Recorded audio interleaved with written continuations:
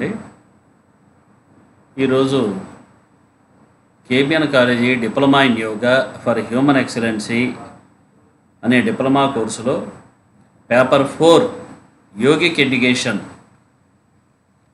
అనే టాపిక్ మీద ఈరోజు మనం డిస్కస్ చేయబోతున్నాం. దాంట్లో యూనిట్ 1 టైప్స్ ఆఫ్ యోగాస్ అనేది దాంట్లో మనం చూడబోయేటటువంటి మెయిన్ టాపిక్స్ అండి. అది క్రమంగా మనం పేపర్ 4లోకి వెళితే దాంట్లో first topic types of yoga.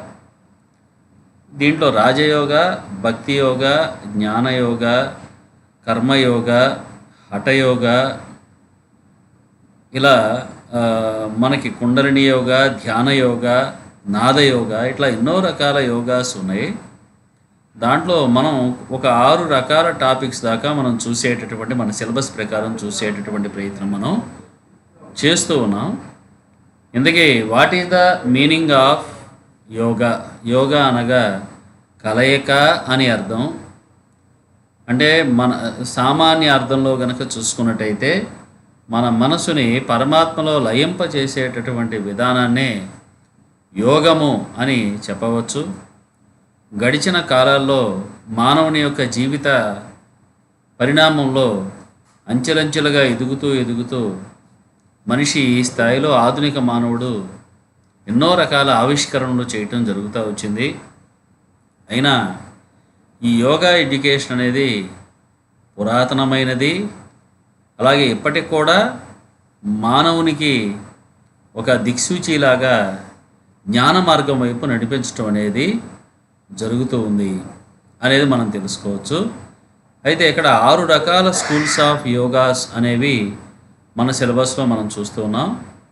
దాంట్లో రాజయోగా, జ్ఞానయోగా, భక్తి యోగా, కర్మయోగా, హఠయోగా, నాదయోగా, ఇంకా ఉన్నాయి మంత్రయోగా, కుండలిని యోగా, ధ్యాన యోగా, ఇలా రకరకాలుగా ఉన్నాయి. మనం ఈ 6 రకాల కాన్సెప్ట్స్ గురించి మనం తెలుసుకునేటటువంటి ప్రయత్నం చేస్తూ ఉన్నాం. ఫస్ట్ది రాజయోగా. ఈ రాజయోగం అనేది మనసుతో మనసును నియంత్రించుట అని సులభంగా మనకు అర్థమయ్యేలాగా చెప్పవచ్చు. అయితే how to concentrate the mind, okay, మన మానసిక అంతరాంతరాలలోకి వెళ్ళి మన మనసును ఎలా కంట్రోల్ చేయాలి అనేటటువంటి టెక్నిక్స్ అన్నీ మనకి రాజయోగాలో తెలియచేయటం అనేది జరుగుతూ ఉంటుంది. ఈ రాజయోగంలో ఇక్కడ క్రియలు, కర్మకాండలు ఇట్లాంటివి ఏమీ చెప్పరండి. ఓకే, డైరెక్ట్గా మానవుడు జ్ఞానం పొందటానికి సులభమైన మార్గాలు, అంచెలంచెలుగా స్టెప్ బై స్టెప్ ఎట్లా మానసికంగా అభివృద్ధి చెందాలి, వికాసం పొందాలి అనేటటువంటి విషయాలు దీంట్లో తెలియచేయటం జరుగుతూ ఉంది. అయితే వీరు చెప్పేదాని ప్రకారం ఏంటంటే మానవుని యొక్క దుఃఖం ప్రధానమైన కారణం భయం వల్ల, అలాగే కోరికలు తీరకపోవటం వల్ల ఇవన్నీ ఎక్కువగా మనకి దుఃఖాలు వస్తూ ఉన్నాయి. కాబట్టి ఈ భయం కానీ, తృష్ణ అనే కోరిక కానీ వీటన్నిటినీ జయించగలగాలి అంటే అతను తన మనసుని పరమాత్మ యందు లయింపచేయాలి అనేది అక్కడ తెలియచేస్తూ ఉన్నారనమాట. ఈ రాజయోగం అంతా ఎక్కువగా సాంఖ్య ఫిలాసఫీ మీద మనకి ఆధారపడి ఉంటుంది. అయితే ఇక్కడ సాంఖ్యయోగం అంటున్నాం కదా, దీంట్లో మనకి ఏం కనపడతా ఉంటాయి అంటే అంతఃకరణ అంటే మనస్సు, బుద్ధి, చిత్తం ఇట్లా అంటూ ఉంటాం చూసారండి. ఓకే, వాటిని మనం అంతఃకరణ అని తెలియచేస్తూ ఉంటారు. అంతఃకరణలో అంటే అంతఃకరణం అంటే మనస్సు, చిత్తము, అహంకారము ఇట్లా చెబుతూ ఉంటారు కదా. ప్రధానంగా చిత్తము అని కనుక చూసుకున్నట్లయితే మనిషి లోపల ఉన్నటువంటి ఆత్మకి బయట ప్రపంచం గురించి తెలుసుకోవడానికి ఉపయోగపడే సాధనమే చిత్తము. ఈ చిత్తము బయట ప్రపంచానికి సంబంధించిన సమాచారాన్ని సేకరించి లోపల ఉన్న జీవుడికి అందించడం జరుగుతూ ఉంది. అయితే ఈ చిత్తాన్ని కనుక మనం కంట్రోల్ చేయగలిగితే అప్పుడు అది పూర్తిగా చిత్తం బయట ప్రపంచంలో చూడాల్సినటువంటి విషయాన్ని వదిలేసి అది క్రమంగా ఆత్మ వైపు చూడటం జరుగుతూ ఉంటుంది. ఎప్పుడైతే చిత్తము అంటే అంతఃకరణ ఆత్మవైపు దర్శించడానికి ప్రయత్నం చేసిందో అంటే ఆ అంతర్దర్శనం చేసిందో అప్పుడు ఆ వ్యక్తికి రియలైజేషన్ జరుగుతుంది, అనగా జ్ఞానసిద్ధి అనేది లభించడం జరుగుతూ ఉంది అని తెలియచేస్తూ ఉన్నారు. అయితే ఈ రాజయోగంలో జ్ఞానసిద్ధి పొందడానికి ఒక 8 మార్గాలు పతంజలి మహర్షి తెలియచేయటం జరిగింది రాజయోగంలో. ఆ 8 మార్గాలనే మనం అష్టాంగ యోగము అని కూడా అంటూ ఉంటాం. అయితే పతంజలి మహర్షి చెప్పినటువంటి కాన్సెప్ట్స్ ఏంటంటే, యోగం అనగా చిత్తవృత్తి నిరోధక అన్నాడు ఆయన. అంటే చిత్తవృత్తులు అంటే మనసు యొక్క అటు ఇటు కదలికల్ని మనం ఎప్పుడైతే కంట్రోల్ చేశామో అది బయట ప్రపంచం నుంచి ఆత్మవైపు తిరగటం, ఆత్మ సాక్షాత్కారం లభించటం జరుగుతుంది అని పతంజలి మహర్షి తెలియచేయటం జరిగింది. అయితే 8 స్టెప్స్ ఉన్నాయి అనుకున్నాం కదండి. ఆ 8 స్టెప్స్ ఏంటి అని కనుక చూస్తే, ఫస్ట్ది యమ, 2 నియమ, 3 ఆసన, 4 ప్రాణాయామ, 5 ప్రత్యాహార, 6 ధారణ, 7 ధ్యాన, 8 సమాధి. ఇవి అష్టాంగ మార్గాలు అన్నమాట. అంటే 8 స్టెప్స్ అన్నమాట. ఈ 8 స్టెప్స్తో జీవుడు అక్కడ కైవల్యం పొందడానికి అవకాశం ఉంటుంది అని పతంజలి మహర్షి తెలియచేయటం జరిగింది. మళ్ళా ఫస్ట్ నుంచి చూద్దామంటే యమ. యమ అంటే ఆల్రెడీ మనకి ఇది టాపిక్ అయిపోయింది, మళ్ళీ రాబోతుంది అష్టాంగ యోగ. అయినా మళ్ళీ ఒకసారి అతిక్లుప్తంగా చూసే ప్రయత్నం. యమ అంటే బయట ప్రపంచంతో నువ్వు వ్యవహరించే తీరు అని అర్థం. ఫస్ట్ స్టెప్ అనమాట. హింస చేయకు, అహింస, సత్యంగా ఉండు, సత్య, అస్థేయం, దొంగతనం చేయకు, బ్రహ్మచర్యం, మనోనిగ్రహం కలిగి ఉండు, అపరిగ్రహం, ఎవరన్నా ఉచితంగా ఇస్తామంటే ఆశపడకు. ఇది యమ. రెండవది నియమ. అంటే నీ సెల్ఫ్ కంట్రోల్కి సంబంధించినటువంటి నియమాలన్నీ దాంట్లో ఉంటాయి. దాంట్లో ఏముంటాయి? శౌచము, శుచిగా, మనసుని శరీరాన్ని శుచిగా ఉండు, సంతోషము, ఎల్లప్పుడూ సంతోషంగా ఉండు, తృప్తి భావనతో ఉండు, తపస్సు అంటే ఎల్లప్పుడూ తెలుసుకోవడానికి తపించటం, నేర్చుకున్న దాన్ని గట్టిగా సాధన చేయటం, పదే పదే మననం చేయటం తపస్సు. అది ఒక రకమైన తపస్సు. స్వాధ్యాయము, దీన్ని తెలుసుకున్న దాన్ని పదే పదే మననం చేసుకోవటం అనుకున్నాం కదండి. అదని స్వ అధ్యాయము, అది మెమరీలోకి నెమర వేసుకుంటా. ఈశ్వర ప్రణిధానము. ఈశ్వర ప్రణిధానం అంటే నేను కాదు చేసింది, అంతా పరమాత్మ, ఈ ఫలితం కూడా ఆ పరమాత్మకే చేరుతుంది. ఈ వస్తువు చేత పరమాత్మ, అంటే ఈ శరీరం అనే నా శరీరం అనే వస్తువు చేత పరమాత్మ చేయించాడు, నేను కాదు అనేటటువంటి భావన. శౌచము, సంతోషము, తపస్సు, స్వాధ్యాయము, ఈశ్వర ప్రణిధానము. తపస్సు అంటే మంచి మాటలు మాట్లాడాలి, మంచి ఆలోచన చేయాలి, మంచి ప్రవర్తన చేయాలి, అదే గొప్ప తపస్సు. ఇది చెయ్యి అని చెప్పి పతంజలి మహర్షి నియమాల్లో తెలియజేశారు. ఇక ఆసన అంటే స్థిర సుఖ ఆసన. మనం తెలుసుకున్నాం గతంలో. ఆసనాలంటే నువ్వు స్థిరంగా కూర్చోగలగాలి, అది నీకు సుఖం అనిపించాలి, అలా ఉంటేనే అది ఆసన అన్నారు. అది చక్కగా అభ్యాసం చేస్తూ ఉంటే నీ బాడీలో ఉన్న మాలిన్యాలు అటు ఇటు కదిలిపోయి చివరికి అక్కడ ప్రాణశక్తి అంతా, బాడీ అంతా నిండిపోతుంది. తద్వారా ఆరోగ్యం అనేది సిద్ధించటం జరుగుతుంది. నెక్స్ట్ సామాన్య అర్థంలో చూసాం అది. నెక్స్ట్ ప్రాణాయామ అంటే ప్రాణ్ ప్లస్ ఆయామ, ప్రాణశక్తిని సాగదీసి తీసుకోవటం, అలా పూర్తిగా నింపుకుంటూ శ్వాస తీసుకోవటం, అలాగే పూర్తిగా ఎంటీ అయ్యే విధంగా శ్వాస వదలటం. ఇలా చేస్తే అప్పుడు ప్రాణశక్తి మనిషి శరీరంలోకి పూర్తిగా వెళుతుంది. వెళ్ళి పంచ ప్రాణాలుగా డివైడ్ అవుతుంది. పంచ ప్రాణాలు చక్కటి ఆరోగ్యంగా డిస్ట్రిబ్యూట్ అవుతాయి. అప్పుడు ఆ వ్యక్తి చక్కటి ఆరోగ్యం చేకూరటమే కాకుండా మరి అతను ఆధ్యాత్మిక సాధన చేయటానికి మానసిక అనుకూల్యత కూడా చేకూరటం జరుగుతుంది. అది 4. 5 ప్రత్యాహారము అనగా మరి మనసుని తిప్పుకోవటం. ఒక తాబేలు ఎలాగైతే అవసరం లేనప్పుడు తన అవయవాల్ని లోపలికి ముడుచుకుంటుందో, అలాగే ఒక యోగి కూడా తనకు అవసరం లేదు అనుకున్నప్పుడు బయట ప్రపంచం నుంచి తన సెన్సెస్ని ఉపసంహరించుకోవాలి. అది ఒక సాధన చేస్తూ ఉండాలి. ఆ సెన్సెస్లో ఒక భాగం చిత్తం, అంటే అంతరింద్రియం అంటారు, మనసును కూడా తిప్పుకోవాలి అని చెప్తారనమాట. అలాగే ధారణ అంటే ఒక రూపాన్ని కానీ ఒక శబ్దాన్ని కానీ ఒక లక్ష్యాన్ని కానీ పెట్టుకొని దాన్నే తదేకంగా మనసులో నిలుపుకునేటటువంటి ప్రయత్నం చేస్తూ ఉంటే దాన్ని ధారణ అంటారు. ధ్యానము అంటే ఇష్టపూర్వకంగా మనం పెట్టుకున్న లక్ష్యం వైపు కనుక మనం చూస్తూ ఉంటే అది ధ్యానము. నెక్స్ట్ సమాధి. సమాధి అంటే నేను ఏదైతే నా ఇష్టదైవం యొక్క రూపాన్ని లేకపోతే ఏదైనా ఒక రూపాన్ని పెట్టుకొని తదేకంగా చూస్తూ ఉంటే కొన్నాళ్ళకి ఆ రూపం వేరు నేను వేరు అనేటటువంటి భ్రాంతి పోయి నేను పెట్టుకున్న లక్ష్యమైనటువంటి దైవరూపము లేకపోతే శబ్దమే నేను అనే స్థాయికి, నేను పెట్టుకున్న లక్ష్యమే నేను అనే స్థాయికి వెళ్ళిపోతాడు. అప్పుడు మనసు పరమ ప్రశాంత స్థితిలో లయించిపోయి ఉంటుంది.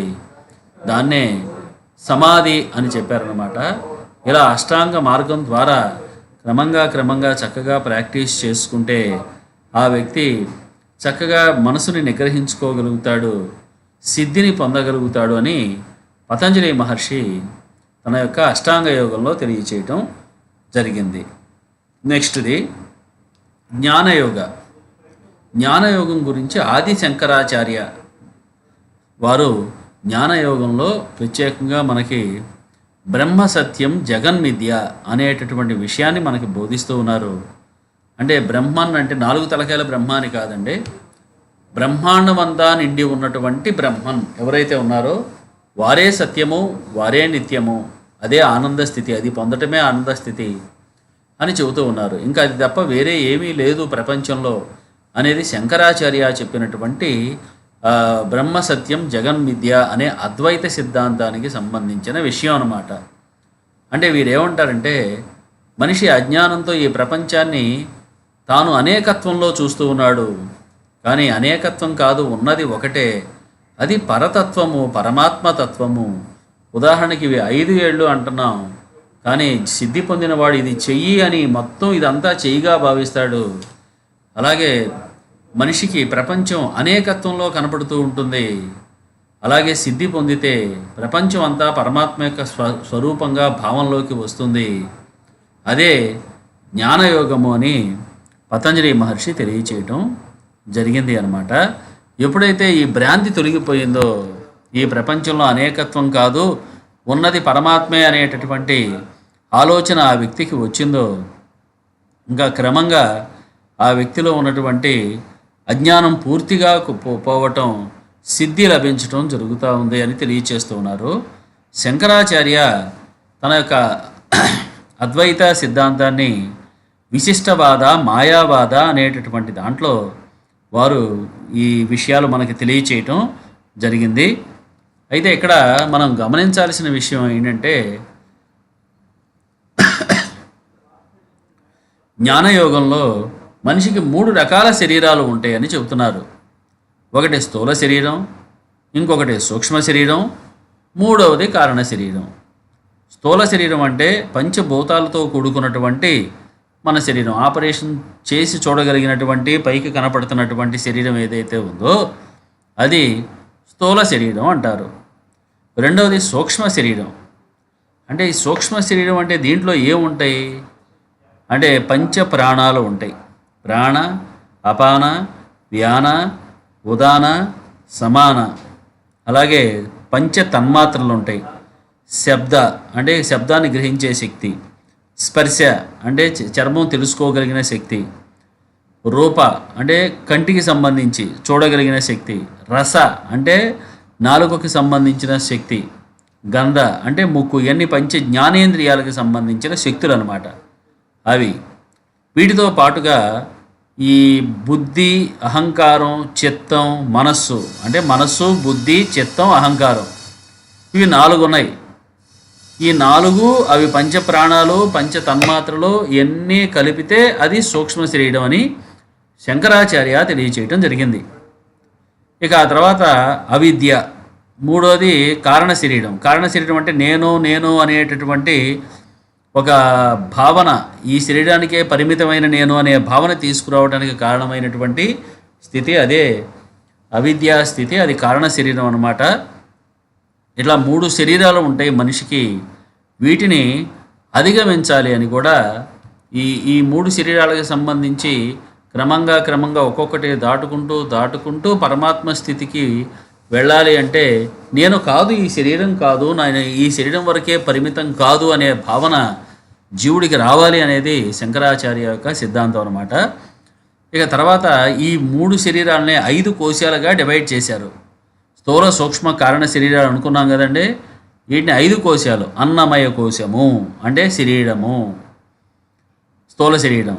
ప్రాణమయ కోశము అనగా మనకి ఇందాక అన్నట్టుగా ఈ ప్రాణమయ కోశము మొత్తం 5 కదా. అన్నమయ, ప్రాణమయ, మనోమయ, విజ్ఞానమయ, ఆనందమయ. మళ్ళీ ఇంకొకసారి చూడండి. అన్నమయ కోశ, ఓకే, అది కనపడుతూ ఉంటుంది. 2 సూక్ష్మ శరీరానికి సంబంధించి వరుసను 3 వస్తాయి. ప్రాణమయ కోశ, మనోమయ కోశ, విజ్ఞానమయ కోశ. ఇక కారణ శరీరానికి సంబంధించింది ఆనందమయ కోశ. మళ్ళీ చూడండి, ఫస్ట్ది అన్నమయ కోశ. ఇది స్థూల శరీరం అని కూడా అంటారు. ఇక రెండవది ప్రాణమయ కోశ, మూడవది మనోమయ కోశ, నాలుగవది విజ్ఞానమయ కోశ. ప్రాణమయ, మనోమయ, విజ్ఞానమయ కోశాలు ఈ 3 సూక్ష్మ శరీరానికి సంబంధించింది. ఇక నెక్స్ట్ కారణ శరీరం అంటే ఆనందమయ కోశ. అసలు ఈ కోశం ఏంటండి అంటే ఒక ఉల్లిపాయ పైన ఎట్లాగైతే పొరలు ఉంటాయో మనిషి శరీరంలో కూడా 5 రకాల పొరలు ఉంటాయి.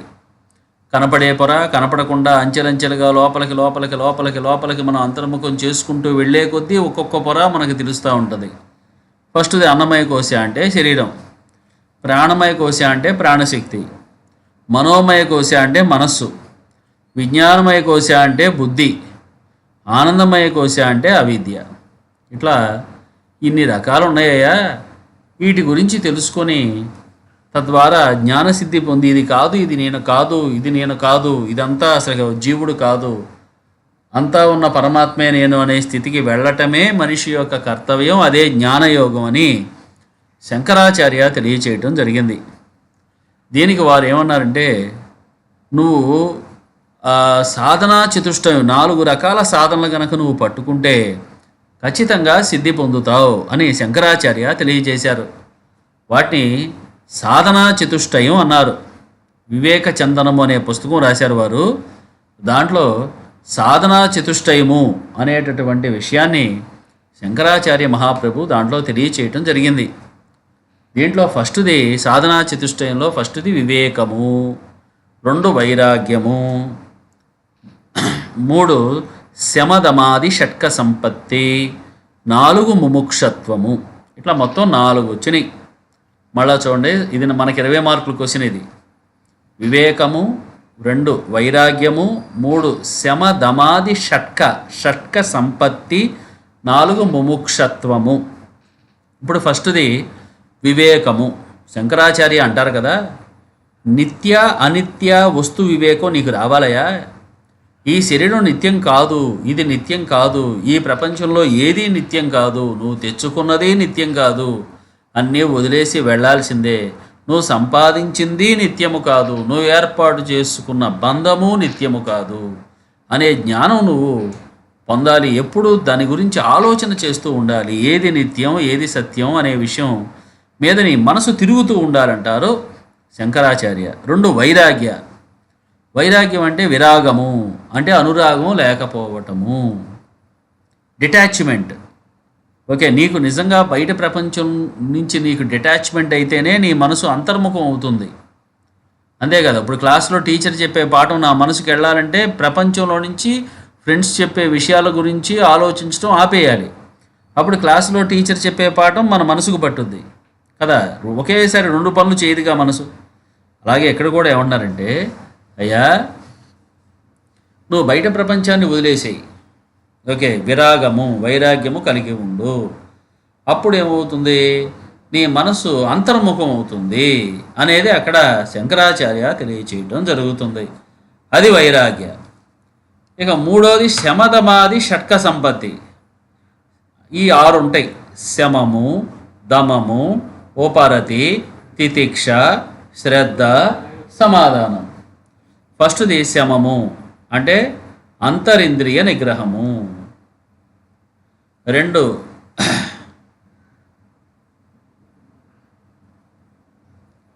శమము, ఫస్ట్ది ఏమనుకున్నాం, శమము.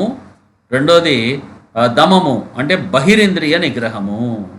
మూడోది ఉపరతి అంటే మనసుని ఉపసంహరించుకోవటము. మళ్ళీ ఒకసారి చూడండి, ఫస్ట్ది ఏంటి, శమము అంటే మనసుని కంట్రోల్లో పెట్టుకోవటము. రెండు దమము, కన్ను, ముక్కు, చెవి, నాలుక, చర్మము అనే ఇంద్రియాలని కంట్రోల్లో పెట్టుకోవటము. మూడు తితిక్ష అంటే ఓర్పు వహించటం. ఉపరతి అంటే మనసును ఉపసంహరించుకోవటం బయట ప్రపంచం నుంచి. శ్రద్ధ అంటే ఏ విషయం గ్రహించాలన్నా మనకి చెప్పే వాళ్ళ పట్ల శ్రద్ధ రావాలి. సమాధానము, నెక్స్ట్ది సమాధాన అంటే నువ్వు ఏదైతే తెలుసుకున్నావో దాని పట్ల విశ్వాసంతో సమాధానపడి సాధనలోకి వెళ్ళటం. అది అట్లా ఒక మొత్తం 6 రకాలుగా చెప్పారనమాట. ఇది శమదమాది షట్క సంపత్తి. శమము, దమము, ఉపరతి, తితిక్ష, శ్రద్ధ, సమాధానం. ఇక నెక్స్ట్ వచ్చేసి మెయిన్ పాయింట్స్లో 4వది ముముక్షత్వము అంటే మోక్షాసక్తి. మోక్షం మీదే నీకు ఆసక్తి ఉండాలి. అంటే మోక్షం అంటే ఏంటి అంటే అదేదో ఎక్కడి నుంచో రాదండి, ఎక్కడి నుంచో వచ్చేది అంటే అది లేనిదనే అర్థం. అక్కడ ఉన్నది తెలుసుకోవటం. ఉన్నది ఏం తెలుసుకుంటున్నావు, అయ్యా నేను ఈ శరీరం వరకే పరిమితం కాదయ్యా, నేను ఎన్నాళ్ళు ఇట్లా అనుకుంటున్నాను అని, నేను సర్వవ్యాపకుడైన పరమాత్మనే నేను అనే స్థితికి, అహం బ్రహ్మాస్మి అనే స్థితికి జీవుడు వెళ్ళాలి అనేది అక్కడ వారు చెప్పేటటువంటి విషయం అన్నమాట. అప్పుడే నువ్వు యథార్థాన్ని, జ్ఞానాన్ని పొందేందుకు అవకాశం ఉంటుంది అనేది శంకరాచార్య వారు తెలియచేసే విధానం. ఇక నెక్స్ట్ 3వ యోగానికి వచ్చేసాం, అదే భక్తి యోగం. 3వది భక్తి యోగం. దీంట్లో భక్తి అనగానేమి, భక్తి యోగం, భక్తి అంటే గాఢమైనటువంటి ప్రేమ. మన ఇష్టదైవం ఏదైతే ఉన్నారో, మనం పెట్టుకున్నటువంటి లక్ష్యంగా ఇష్టదైవం ఎవరైతే ఉన్నారో వారి పట్ల నిస్వార్థమైనటువంటి ప్రేమ, పరిపూర్ణమైనటువంటి ప్రేమ, నిస్వార్థము పరిపూర్ణము అయినటువంటి ప్రేమ ఏదైతే ఉందో దాన్నే భక్తి అని మహానుభావులు ఎంతోమంది తెలియచేస్తూ ఉన్నారు.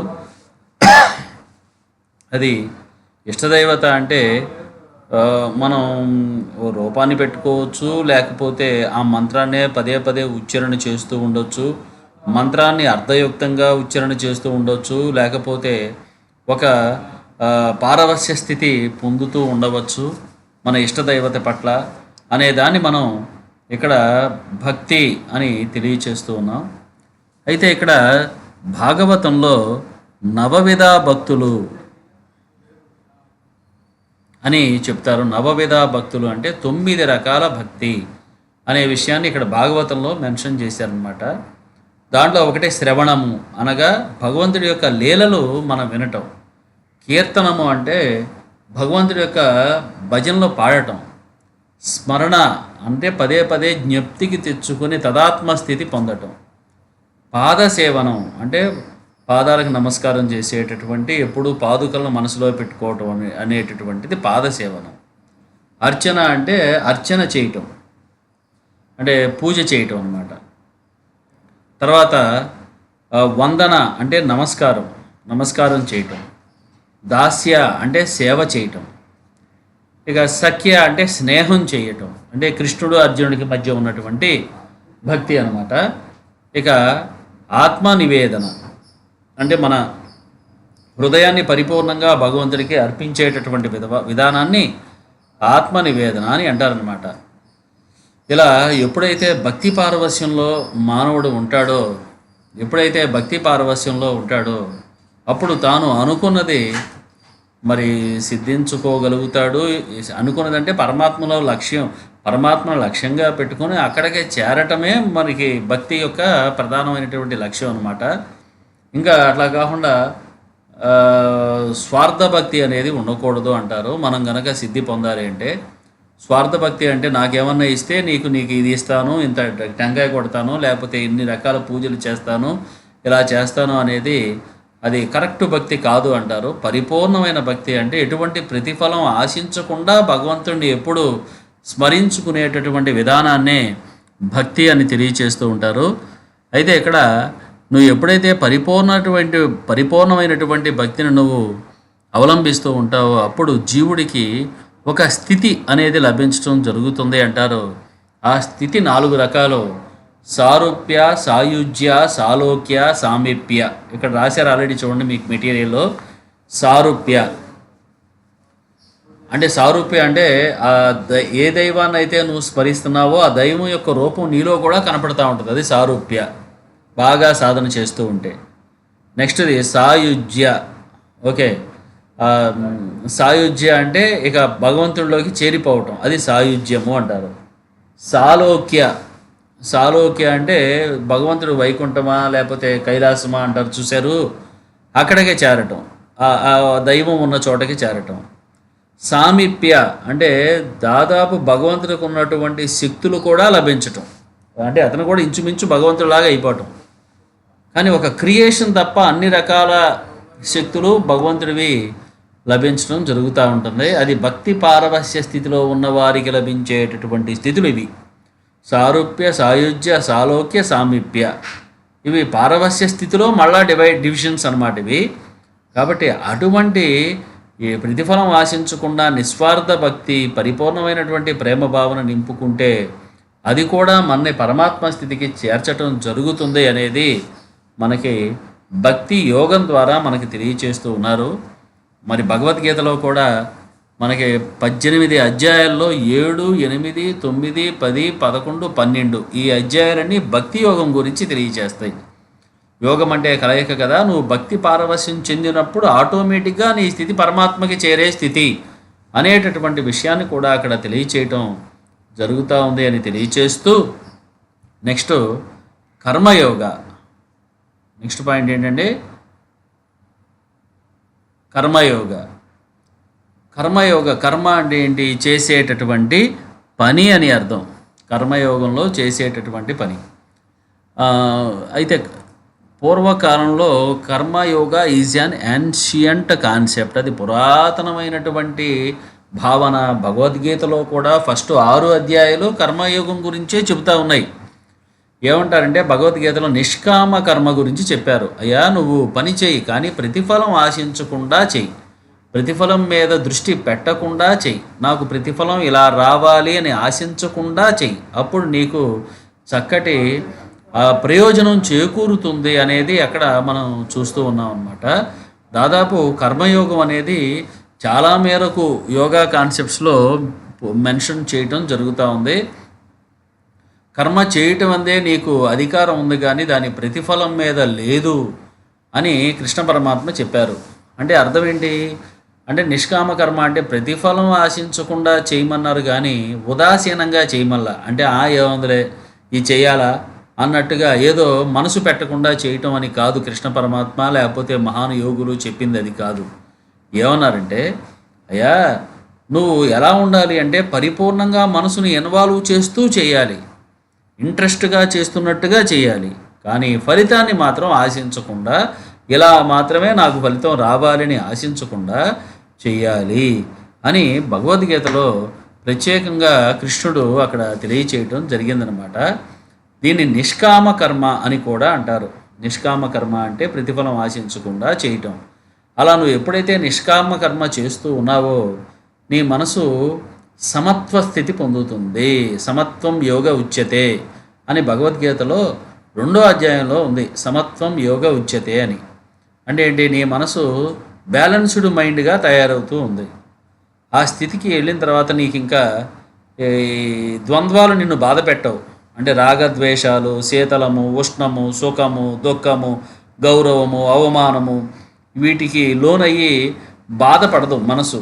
పరమ ప్రశాంత స్థితిలో ఉండటం జరుగుతుంది అనేది మనం అక్కడ చూస్తూ ఉన్నాం అన్నమాట. కాబట్టి కర్మయోగం వల్ల ఏమవుతుంది అంటే మన మనసు శుద్ధి అవుతుంది, ప్రతిఫలం ఆశించని స్థితి పొందుతుంది, వైరాగ్యం వైపు నడుస్తుంది, సమస్థితిలో ఉండిపోతుంది. నిష్కామ కర్మ చేయటం ద్వారా జీవుడు అంచెలంచెలుగా మోక్ష స్థితి వైపు వెళ్ళేందుకు అవకాశం ఉంటుంది అనేది మనకు కర్మయోగంలో తెలియచేస్తూ ఉన్నారు. ఇక తర్వాత నెక్స్ట్ హఠయోగ. నెక్స్ట్ది హఠయోగము. ఠ యోగము. అంటే సూర్యుడు, ఠ అంటే చంద్రుడు, అంటే చంద్రుడు అనమాట.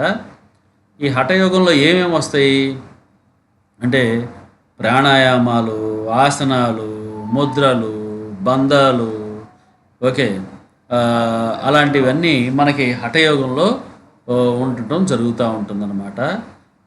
తర్వాత దీనికి హఠయోగానికి మూలం గోరఖనాథుడు ఈ నాదు సాంప్రదాయం వాళ్ళు హఠయోగాన్ని అందించడం జరిగిందనమాట.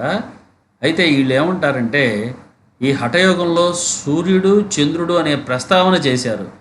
ఎందుకంటే హఠయోగంలో సూర్యుడికి శరీరానికి సంబంధం ఏంటి, చంద్రుడికి శరీరానికి సంబంధం ఏంటి అని చూస్తే సూర్యుడి యొక్క ప్రభావం మన లోపల ఉండే నాడుల మీద ప్రభావితం చూపిస్తుంది అనేది వారి యొక్క విధానం అన్నమాట.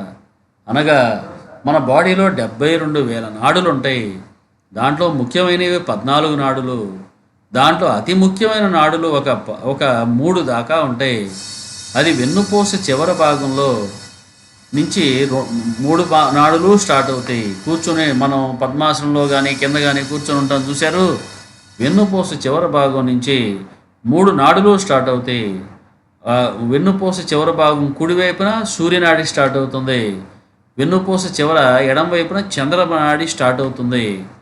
ఈ నాడులు అక్కడ నాడీ కేంద్రాలు అని ఉంటాయి, అంటే చక్రాలు అని ఉంటాయి అన్నమాట. మనం ఫస్ట్ సెమ్లో చెప్పుకున్నట్టు చక్రాలు ఉంటాయి కదండి. ఆ చక్రాలను ఒక్కొక్కటి అట్లా క్రాస్ చేసుకుంటూ దాటుతూ వచ్చి అక్కడ పైన మనకి ఆజ్ఞా చక్రం అనగా మెదడు స్థితి దాకా వచ్చి అక్కడ టచ్ కాకుండా వచ్చి ఈ సూర్యనాడి కుడివైపు ముక్కు దగ్గర ఎండ్ అవుతుంది, చంద్రనాడి ఎడం వైపు ముక్కు దగ్గర ఎండ్ అవుతుంది అనమాట. ఈ సూర్యనాడి చంద్రనాడిని యాక్టివేట్ చేసుకొని 2 వైపులా ప్రాణశక్తి సమానంగా వెళ్ళేలాగా ప్రయత్నం చేయించి తద్వారా కుండలిని శక్తి అనగా మధ్యలో ఉండే సుషుమ్నా నాడిని యాక్టివేట్ చేసి జీవుడు సిద్ధిని పొందేటటువంటి పద్ధతే ఈ హఠయోగము అని తెలియచేశారు. అలా సిద్ధి పొందటానికి ఈ సూర్యనాడి చంద్రనాడి తద్వారా లోపలికి వెళ్ళినటువంటి ప్రాణశక్తి సూర్యనాడి ద్వారా, అంటే కుడివైపు సూర్యనాడి ద్వారా ఎడంవైపు చంద్రనాడి ద్వారా 2 వైపులా వెళ్ళే ప్రాణశక్తి మూలాధార చక్రం అంటే వెన్నుపూస చివరి భాగం దగ్గర కుండలిని శక్తిని కదిలించి అది క్రమంగా అన్ని చక్రాలు దాటుకుంటూ వచ్చి సహస్రార పద్మం దాకా వచ్చేలాగా చేసి తద్వారా జీవుడు సిద్ధిని పొందే పద్ధతి, మోక్షం పొందే పద్ధతి, రియలైజేషన్ పొందే జ్ఞానోదయం పొందేటటువంటి పద్ధతి ఈ హఠయోగంలో మనం తెలుసుకుంటూ ఉన్నాం. అయితే హఠయోగంలో ఏమేమి ఉంటాయండి అనుకున్నాం కదా ఇందాక. ప్రాణాయామాలు ఉంటాయి, ఆసనాలు ఉంటాయి, బంధాలు అని ఉంటాయి, అదొక ప్రక్రియలు, ముద్రలు అంటే రకరకాల ముద్రలు ఉంటాయి కదా, జ్ఞాన ముద్ర అట్లాంటి ముద్రలు ఉంటాయి, క్రియలు షట్క్రియలు అంటే బాడీని శుద్ధి చేసుకునే కొన్ని క్రియలు, దౌతి, బస్తి, నేతి, త్రాటక, నౌలి, కపాలభాతి ఇలా కొన్ని క్రియలు కూడా దాంట్లో ఉంటాయి అన్నమాట. కాబట్టి హఠయోగం అనేది మనకి రాజయోగంలో కానీ లేకపోతే జ్ఞానయోగంలో కానీ మిగతా ఏ యోగంలో అయినా సరే ప్రాథమికంగా కొంత దాంట్లో పట్టు చెక్కాలంటే ఈ హఠయోగం అనేది కొంత అభ్యాసం అనేది చేస్తూ ఉండాలి. కనీసం ప్రాణాయామ సాధన అన్నా చేస్తూ ఉంటే ఆ వ్యక్తి వీటిల్లో మంచి ఫలితం అనేది సంపాదించడం జరుగుతూ ఉంటుంది. తద్వారా మనసు చిత్తము ఏకాగ్రం అవుతుంది. ఎప్పుడైతే మనసు ఏకాగ్రం అయిందో అప్పుడు కొన్ని సిద్ధులు కూడా లభించడం జరుగుతుంది. కొన్ని సిద్ధులు కూడా లభించడం జరుగుతూ ఉంది. దాంట్లో ఒకటి అణిమా సిద్ధి అంటే ఇచ్చిన అణువులాగా తయారైపోవటం, అష్టసిద్ధులు అంటారు కదా. 2 లఘిమా సిద్ధి, లఘిమా అంటే లఘువుగా అంటే చిన్న వెయిట్లెస్గా అయిపోవటం, అణువుగా అయిపోవటం, వెయిట్లెస్గా అయిపోవటం. మహిమా సిద్ధి అంటే బాగా శరీరాన్ని పెంచేయటం. గరిమా అంటే బాగా వెయిట్ ఎక్కువైపోవటం, అంటే లఘిమాకి ఆపోజిట్ అనమాట. ప్రాప్తి అంటే నువ్వు ఎక్కడికైనా వెళ్ళగలవు, చేరగలవు అనేది ప్రాప్తి. ప్రాకామ్యము అంటే నీటి మీద కూడా నడవగలవు, నీటి లోపల ఉండగలవు, అట్లా ఎప్పుడు యవ్వనంతో ఉండగలవు. వసిత్వ అంటే ప్రపంచంలో దేన్నైనా తన ఆధీనంలో కంట్రోల్లో కలిగి ఉండటం. ఈశిత్వ అంటే పూర్తిగా పరమాత్మ యొక్క స్థితి పొందటం. ఓకే, ఇట్లా అష్టసిద్ధులు మనకి లభించడం జరుగుతూ ఉంటుంది. అయితే అవి రాగానే వెంటనే మనిషి వాటిని పక్కన పెట్టేయాలి. పక్కన పెట్టేసి సాధన మీదే దృష్టి పెడితే అప్పుడు ఆ వ్యక్తి పరిపూర్ణమైనటువంటి జ్ఞానాన్ని పొందడానికి అవకాశం ఉంటుంది అనేది మనం తెలియచేస్తూ ఉన్నాం. అయితే అయితే ఇక్కడ మనం గమనించాల్సింది ఏంటంటే, మనం ఈ మధ్యకాలంలో సైంటిస్టులు ఏం చెప్తున్నారంటే మనిషి యొక్క మెదడులో 1/10 మాత్రమే ఉపయోగించుకుంటున్నాడు అంటున్నారు. అంటే 1/10 ఉపయోగించుకుంటేనే ఇన్ని ఆవిష్కరణలు చేస్తున్నాడు. అలా 100% ఉపయోగించుకుంటే మరి పరమాత్మ స్థితికి చేరతాడు. అది చేరాలంటే చక్కటి సాధనలు అనేది ఆ వ్యక్తికి చాలా అవసరం. అయితే చేస్తూ ఉన్నప్పుడు నెగిటివ్ వైబ్రేషన్స్ కానీ నెగిటివ్ థాట్స్ కానీ రాకుండా జాగ్రత్త పడాల్సిన అవసరం ఎంతైనా ఉంది అనేది మనం అక్కడ ఈ హఠయోగంలో మనం చూస్తూ ఉన్నాం. అనగా హఠయోగంలో కొన్ని విన్యాసాల ద్వారా, యోగిక్ విన్యాసాల ద్వారా ప్రాణశక్తిని ప్రాపర్గా పంపించి నాడుల్ని శుద్ధి చేయించి లోపల కుండలిని శక్తిని బయటికి ఉద్దీపన చేయించి తద్వారా సిద్ధిని పొందడం అనేది జరిగే ఒక ప్రక్రియ అన్నమాట. అది హఠయోగం. ఇక లాస్ట్ ప్రక్రియ నాదయోగం. చాలా అద్భుతమైనటువంటిది. దీంట్లో పెద్ద కష్టపడాల్సిన అవసరం లేదండి. మంచి శ్రావ్యమైనటువంటి సంగీతాన్ని, ఆధ్యాత్మిక సంగీతాన్ని, శ్రావ్యమైన సంగీతాన్ని పెట్టుకొని మనసును కూడా దాంతోపాటు నడిపిస్తూ ఉంటే అదే నాదయోగము. నాదంతో మనసుని అనుసంధానం చేయటము, అది నాదయోగా అని తెలియజేస్తూ ఉన్నారు. ఓకే, ఈ నాదయోగంలో ఏంటంటే మనిషి యొక్క ఆధ్యాత్మిక ప్రగతికి ఏవైతే అవరోధాలు ఉంటాయో వాటిని తొలగించడానికి ఇది ఎంతో ఉపయోగపడుతూ ఉంటుంది. అంటే ఉద్వేగపడేటటువంటి వ్యక్తి నాదయోగం ద్వారా వచ్చే బెనిఫిట్స్, ఉద్వేగపడేటటువంటి వ్యక్తి యొక్క ఉద్వేగాన్ని అదుపు చేయటము, శరీరంలో బ్లాకేజ్లో ఉన్న నాడుల్ని శుద్ధి చేయటము, ఓకే, మనసు పరమ ప్రశాంతత స్థితికి తీసుకురావటము, తద్వారా ఆధ్యాత్మిక ఆసక్తిని పెంచటము, ఆనందానుభూతిని మనసుకి పరిచయం చేయటము, ఇలాంటివన్నీ నాదయోగం ద్వారా సాధ్యమవుతూ ఉంటుంది అని చెబుతూ ఉంటారన్నమాట.